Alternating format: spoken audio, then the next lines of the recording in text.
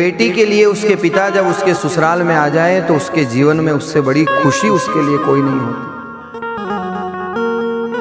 नानी भाई बधाने के लिए आई है, लेकिन सखियों को साथ में लेकर के आई तो नरसिंह जी अलमस्त मौला संत नरसिंह जी ने कहा कि तू तो आई नानी बाई थोड़ो कंकुलेर, साधुड़ा ने गोपी चंदन लागे सवा से, गुड़ की भेली चावल लाई एक पसी, मारे सूर्या ने कले वो चावे शेर अस्सी।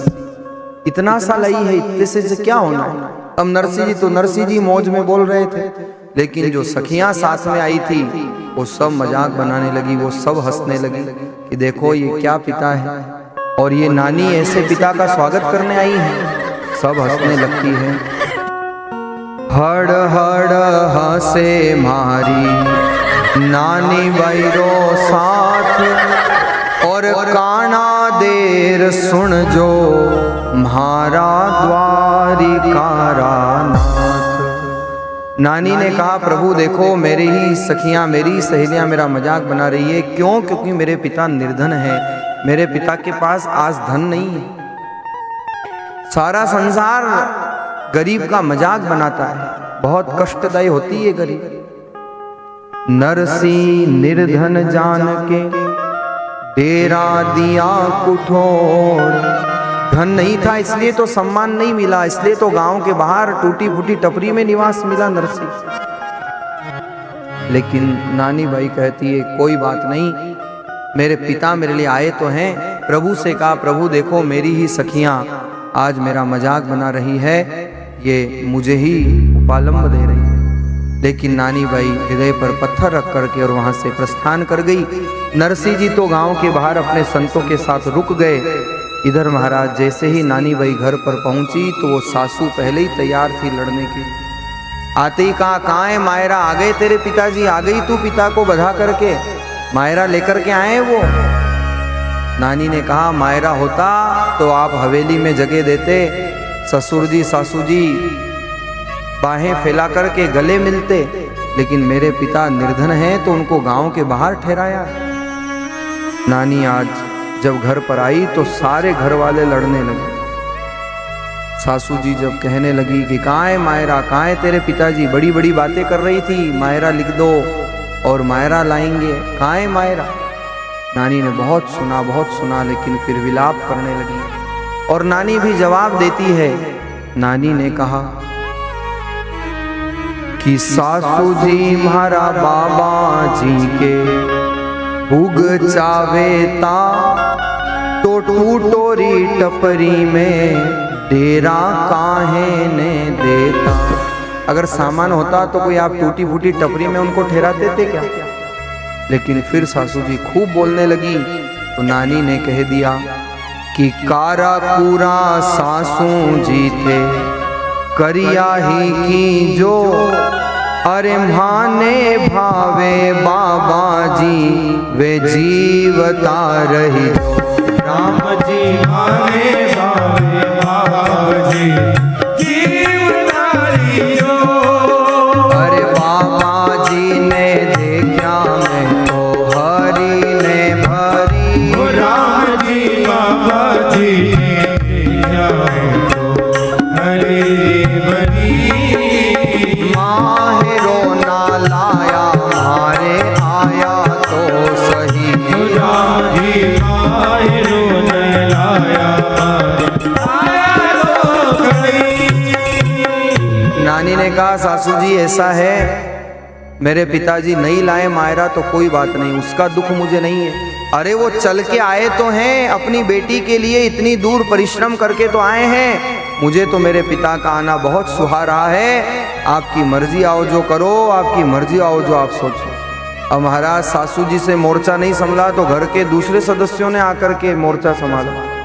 और महाराज वो नारायणिया देवर जो दिन रात नानी से लड़ता है वो आकर के कहता है कि रे रे रे मोड्या की जाई काहे को गुमान, अरे मोडियो लावे छे खावे मांग मांग। देवर ने कहा कि अरे काय का गुमान कर रही है, तेरे पिता मांग मांग करके तो पेट भरते हैं। नारायण देवर भी इस प्रकार के उपालंब दे रहा है। नानी ने कहा कि म्हारो बाप मांगे देवर थे तो बांधी पाज, ब्राह्मण को जमारो काई मांगवा की लाज। मांगते तो मेरे पिता मांगते, तुमको क्यों कष्ट हो रहा है? और नानी कहती है जब नारायणीय देवर से भी मोर्चा नहीं संभला तो साहब भाभी जी आई लड़ने के लिए, और भाभी जी भी सुनाने लगी। तो नानी कहती है ननंद बाई आई लड़ने के लिए। ननदल बाई बोली भावज मती करो थे रीस, थारे तो सरीसी लाऊं दिन में पूरी 20। अरे नानी भाई ज्यादा गुमान मत कर, तेरी सरी की 20 ला करके मैं खड़ी कर दूं। नानी ने कहा पूरा कुटुंब भी मेरे से लड़ने के लिए पैदा हुआ है, सब ये मेरे से लड़ने के लिए आए। नानी ने भी कह दिया मासूमारी ननदल बाई काहे ने लड़ो, अरे माने भावे बाबा जी थे कुआं में पड़ो। नानी ने कहा मेरे को तो मेरे पिताजी अच्छे लगते हैं, तुम कुएं में पड़ो ने तुम्हारी मर्जी आए जो करो, मुझे तो मेरे पिताजी आ गए, बड़ी मैं खुश हूं। जब नानी ने देखा पूरा कुटुंब ही लड़ रहा है तो नानी किसके पास जाती? आज तो पिता आए हुए थे, नानी को संबल था, भरोसा था, आसरा था, और नानी पिताजी के पास गई। पुत्री तो दौड़ पिता कने ही गई, अरे माने मारा बाबा जी ये मोडिया की कही। नरसिंह जी ने कहा कोई बात नहीं, कही तो तू क्यों चिंता करती, मैं तो भगवान का हूं ही सही। अरे और कोई मोडियो छे एक दो ये बार, पर नरसी लो तो मोडियो है लाख करोड़ बार। मोडिये का अर्थ क्या है? जिसने मोह को ढा दिया वो मोडिया। नरसिंह जी की पत्नी जब प्रलाप करती हुई कहती थी कि ये संत आ गए, बड़ा बड़ा टीका लगाते हैं, बड़े बड़े इनके दूने दूने ठाट हैं, तो नरसिंह जी यही कहते थे कि ये तो मेरे महात्मा हैं, इनकी मौज है, यही तो महात्माओं की मौज है। स्वामी रामचरण जी महाराज ने वर्णन किया वाणी में, पत्थर पलंग बिछावना तंबु तणे असमान, भुजा कलाई गीदवा पातर मटी पखान, पातर मटी पखान फकीरी निर्भय जाके, तीन लोक को राज कहाँ कोई हीणत भाखे, राजा प्रजा पगा पड़े और भिक्षा कर गुजरान, पत्थर पलंग बिछावना तंबु तणे असमान। ये फकीरों की मौज है, ये फकीरों का आनंद है। अमीरी की तो ऐसी की सब कुछ लुटा बैठे, और फकीरी की तो ऐसी की उसके घर में जा बैठे, उसके घर में जा बैठे। यही तो संतों की मौज होती है। कोई दिन घी घड़ा, कोई दिन मुट्ठी चना, और कोई दिन उसके लिए भी मना, लेकिन संत अपनी मौज में रहते हैं। यही संतों की अमीरी है। जो आनंद नहीं अमीरी में, वो आनंद है संत फकीरी। What is the richness? Richness is not earning more. धन कमा लेना ही अमीरी नहीं है। Richness is not spending more. धन को खर्च करना ही अमीरी नहीं है। Richness is not saving more. धन को बचा लेना ही अमीरी नहीं है। Richness when we need no more.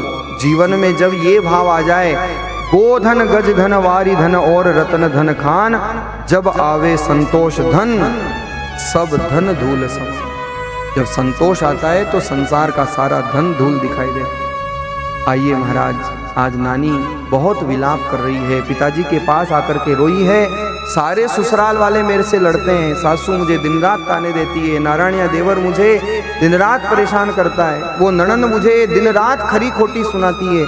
पिताजी मैं किसके पास जाऊं, किसके पास जाकर के अपना दुखड़ा रोऊं? और आपके पास आती हूँ तो आप कहते हो भगवान का भजन कर, भगवान का नाम ले, उस पर भरोसा रख। पिताजी मेरी कौन सुनेगा, मेरी इस पीड़ा को कौन आकर के और श्रवण करेगा, मुझे कौन ढाढ़स बंधाएगा? आज इतना कहते कहते नानी का हृदय भर आया, और का जो नानी का दुख भरा हुआ था, आज ससुराल में पिता को देख करके वो फूट पड़ता। एक बेटी के लिए उसके पिता जब उसको मिलते हैं महाराज, तो उसके लिए उससे बड़ा सुख जीवन में कोई नहीं हो। उस पराये घर को अपना घर मान लेती है, लेकिन महाराज जवाई कितना ही अच्छा हो पर वो कभी अपने ससुराल को अपना घर नहीं मान पाता है। ये शक्ति भी बेटियों में ही है जो पराये घर को अपना घर मान करके और अंगीकार कर लेती है। आज नानी जो बहुत दिनों तक पीड़ा से भरी हुई थी, दिन रात जो कष्ट उसे मिल रहे थे, आज पिता पीड़ा से भरी हुई थी, दिन रात जो कष्ट उसे मिल रहे थे, आज पिता को देख करके नानी का हृदय भर आया और महाराज नानी को माँ की याद आ गई, क्योंकि नानी की माँ का तो देहांत हो चुका था। आज नानी को जब माँ की याद आई तो नानी कहती है, पिताजी मेरी माँ होती अगर आज तो ये दिन मुझे नहीं देखना पड़ता, आप खाली हाथ आ गए। मेरी माँ एक कपड़ा भी लेकर के आती, लेकिन इस तरह से नहीं, इस तरह से वो खाली हाथ नहीं आती। और नानी महाराज आज रुदन करती है, आज करुण क्रंदन करती है। माता पिता जब तक घर में होते हैं घर की रौनक बनी रहती है, क्योंकि वो माता पिता एक छोटी सी झोपड़ी में 5-5 बच्चों को पढ़ा लिखा करके बड़ा कर देते हैं, योग्य कर देते हैं। पर मन जब दुखता है कि आज के इस कलिकाल में, आज के इस परिप्रेक्ष्य में 5-5 बंगले वाले माता पिता को रहने के लिए जगह नहीं दे पाते, उनको वृद्धाश्रम में जाना पड़ता है। जो माता पिता आस लगाते हैं कि ये हमारे बुढ़ापे का आसरा लकड़ी बनेगा, वो ही उनको बेसहारा कर करके छोड़ के चला जाता है। आज नानी जब करुण क्रंदन करती है और जब बहुत कष्ट उत्पन्न हुआ तो पिता से कहने लगी कि यही दिन दिखाना था तो पहले ही बचपन में ही मार दिया होता मुझे। एक बेटी का पिता के सामने जो करुण क्रंदन होता है, एक बेटी ही जानती है कि पिता का जीवन में क्या महत्व, क्या पुरुषार्थ होता है। माता पिता भूखे सो जाते हैं, लेकिन अपने पुत्र अपनी पुत्री को निवाला ला करके देते हैं।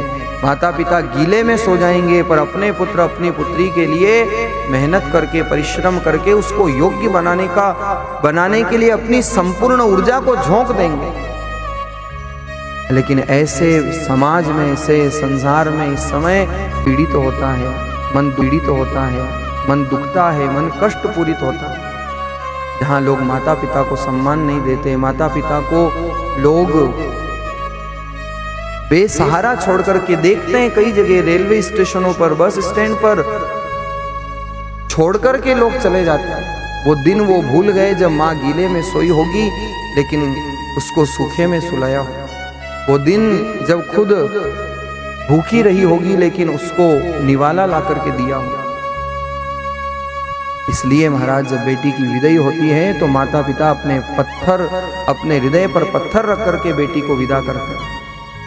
आज नरसी जी भी जानते तो हैं नानी का कितना अटूट प्रेम है नरसी से, लेकिन जब बहुत पीड़ा ससुराल में नानी को मिली, वो आज पिता के सामने फूट पड़ती है और नानी ने कहा कि जाई जद दीनी क्यों ना अमल की डली, और क्या सू तो पुरोला म्हारा मन की रली।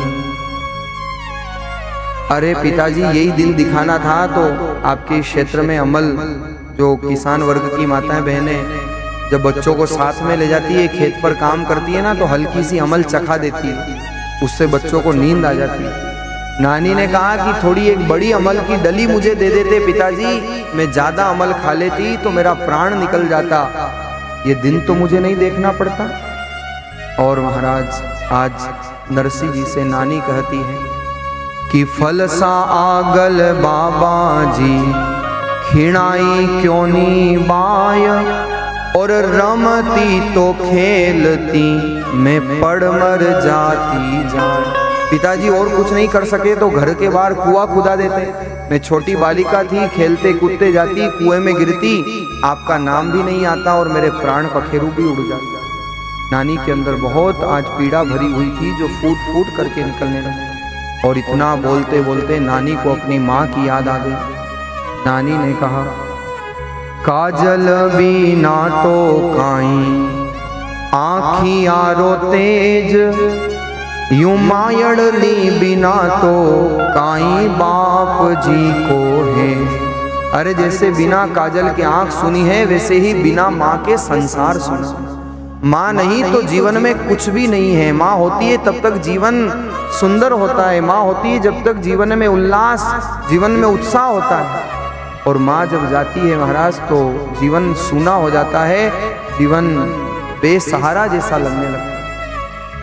नानी माँ को याद करती हुई कहती है कि मायड़ली बिना तो मारो कौन राखे मान। आज कौन है जो मेरा मान रखेगा, कौन है जो मुझे ढाढ़स बंधाएगा। गुड़ बिना फीको लागे सारो ही कसार, यूं मायड़ली बिना तो सुनो लागे परिवार। नानी को आज माँ की बहुत याद आती है और नानी ने कहा बिना गुड़ का कसार फीका, बिना घी का भोजन वंद्य है। ऐसे ही बिना माता पिता के, बिना माँ के संसार सुना है। पिताजी आज आप आ तो गए लेकिन खाली हाथ आए हो।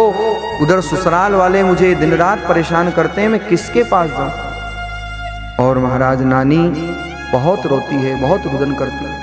लेकिन यहां तक कह दिया नानी ने, इतना कष्ट पूरित हृदय था नानी का कि पिता से कह देती है पूरब जन्म का प्रगट्या है पाप, और थारा तो सरीसा माने मिलिया है बाप। एक बेटी अगर ये कह दे कि पिताजी कोई पूर्व जन्म के पाप होंगे जो आप जैसा पिता मिला, सोचो उस पिता के हृदय पर भी क्या गुजरती होगी। नरसिंह जी हिल गए अंदर से, नरसिंह जी का मन झकझोर गया। अरे बेटी ये तू क्या कह रही है। लेकिन इतना कष्ट, इतना हृदय नानी का भरा हुआ था, नानी से रहा नहीं गया। कह दिया पिताजी कोई पूर्व जन्म के पाप होंगे जो आप जैसा पिता मुझे मिले। आज जब ये बात कही तो नरसिंह जी भी सुन करके आज द्रवीभूत हो जाते हैं। और नरसिंह जी ने कहा कि नानी तू क्यों रोती है, तू क्यों चिंता करती है। अभी तेरे पिता बैठे हैं, अभी तूने क्यों सोच लिया कि तुझे सहारा नहीं है। अभी तो तुझे संबल है, अभी तो तुझे सहारा है। तेरे घर वालों को मायरा ही चाहिए ना। जहाँ मैं वचन देता हूँ और मायरा लिखा के ले आ, जितना लिखेंगे मैं सब पूरा करवाऊंगा। मेरा सांवरिया आएगा, मुझे भरोसा है, तो विश्वास तो रख। नरसिंह जी ने कहा कि जाओ मारी नानी बाई घर आने सिधावो, और लागे जितरी जीन साको कागज लिखा लाओ। तेरे घर वालों को जितना मायरा चाहिए ना, अगर कमी रह गई हो तो और लिखा के ले आ। और बहुत बड़ी उद्घोषणा नरसिंह जी ने कर दी। नरसिंह जी ने कहा कि के तुम्हारो सांवरियो माहेरो भरसी। नरसिंह जी ने कहा या तो सांवरिया सेठ आकर के मायरा भरेगा, और नहीं तो माहेरा बिना कितरिया ने करसी।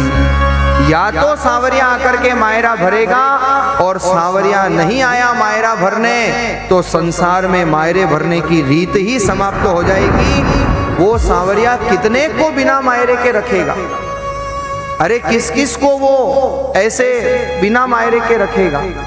जब इतनी बड़ी बात नानी ने सुनी तो नानी को भी विश्वास आ गया, क्योंकि नानी जानती थी नरसिंह जी किस कोटि के भगवान के भक्त हैं। और नरसिंह जी महाराज नानी से कहते हैं कि जा, तुझे अगर और कागज दिलाता हूँ, सांवरिया सेठ आएगा, मायरा भरेगा, तू बिल्कुल भी चिंता मत कर। और क्या सुंदर उदाहरण नरसिंह जी ने दिया। नानी तुझे भरोसा नहीं है, अरे वो सांवरिया ही तो था।